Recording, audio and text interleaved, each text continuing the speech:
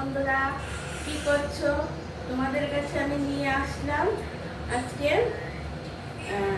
চেপা শুটকি দিয়ে, ডাঁটা আলু বেগুন দিয়ে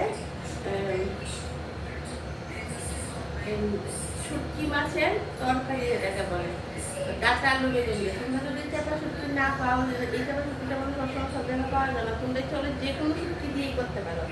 যে কোনো শুটকি দিয়ে করলে ওই শুটকিটাকে একটু গরম জল দিয়ে ভালো করে ধুয়ে, তারপর লটে টটে যদি হয় বা অন্য শুটকি হয় ভালো করে ধুয়ে নেবে। ধুয়ে তারপর শুটকিটাকে একটু মানে হালকা তেলের মধ্যে নুন হলুদ দিয়ে ভেজে নিও, গরম জল দিয়ে ভালো করে ধুয়ে নুন, নাহলে শুটকির মধ্যে প্রচণ্ড বালি টালি থাকে, ওরা তো শুকোয় তো ওই বালির মধ্যে দিয়ে, আর গরম লাগছে। এবার আমি কীভাবে করেছি, শুটকির মধ্যে কিন্তু শুধু পেঁয়াজ আর রসুন ছাড়া আর কোনো মশলাই হবে না, শুধু পেঁয়াজ আর রসুন আর স্বাদ মতো। তোমরা যদি কেউ শুটকিটা আমি গুঁড়া লঙ্কা দিয়ে করি, আর যদি কেউ কাঁচা লঙ্কা দিয়ে খাও তাহলে কাঁচা লঙ্কা দিয়ে করতে পারো। শুটকিটা একটু ঝাল ঝালই ভালো লাগে। তাহলে আমি কী করেছি, ডাঁটাগুলোকে ভালো করে ছুলিয়ে নিয়েছি, তারপর আলু লম্বা লম্বা করে কেটেছি, বেগুন কেটেছি, তারপর কড়াইয়ের মধ্যে তেল দিয়েছি। তেল দিয়ে ওই যে পেঁয়াজ বাটা, একটা বড় একটা পেঁয়াজ নিয়েছি এটা, আর এইটুকু মানে এখানে একটা আস্তা বড় রসুন হবে, রসুনটাকে পেস্ট করে নিয়েছি। এটার মধ্যে একদম শুটকিটা কিন্তু খুব কম তেলে হয়, আর শুটকি বেশি তেলে ভালো লাগে না। তখন কী করেছি, ওই চেপা শুটকিটাকে আবার আলাদা করে সেই রকমভাবে পাল্টতে হবে। তেলটা যখন গরম হয়েছে তখন তো আমি চেপা শুটকিটাকে ছুলিয়ে ওই তেলটার মধ্যে শুটকিটা দিয়ে দেওয়ার সঙ্গে সঙ্গে একদম গলে গেছে। তোমরা যদি লটা টটা হয় তাহলে তেলটার মধ্যে দিয়ে নুন হলুদ দিয়ে একটু ভেজে নিতে বলেছি। আর ওই মশলাটা পেঁয়াজ আর লঙ্কা স্বাদ মতো নুন হলুদ দিয়ে ভালো করে কষিয়ে নেবে। আর কোনো মশলা না, পেঁয়াজ আর রসুন আর লঙ্কা নুন হলুদ, এই ধীরে ধীরে সব কিছু শুটকির মধ্যে দেয় না।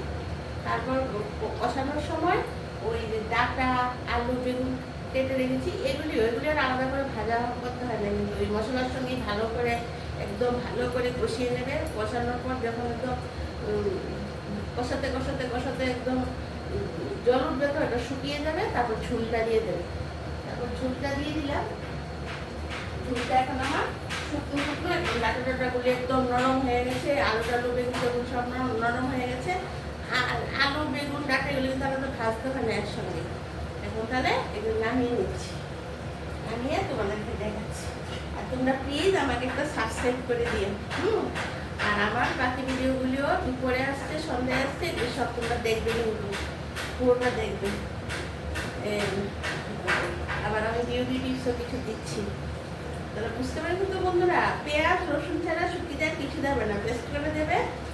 তারপর তেলের মধ্যে দিয়ে মশলাটা কষিয়ে সবজিগুলি দিয়ে দেবে, ডাঁটা আলু বেগুন। আর অনেকজন আমি সঙ্গে আবার অল্প একটু কুমড়ো দিয়েছি, না দিলেও হয় কুমড়ো, তবে আমি 2-3 পিস কুমড়ো দিয়েছি। ডাঁটা আলু বেগুন যে কোনো শুটকি দিয়ে এভাবে করবে। আর অন্য যে কোনো শুটকি হলে ওটা গরম জলে ধুয়ে একটু হালকা করে একটু ভেজে নিয়ে তাহলেই হয়ে যাবে। আরেকবার শুকনো শুকনো করে আমার শুটকি হয়ে গেছে।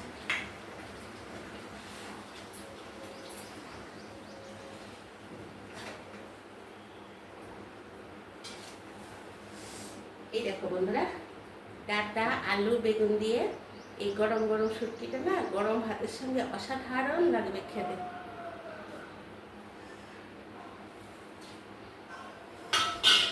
বন্ধুরা, পছন্দ হয়েছে তো আমার রেসিপিটা?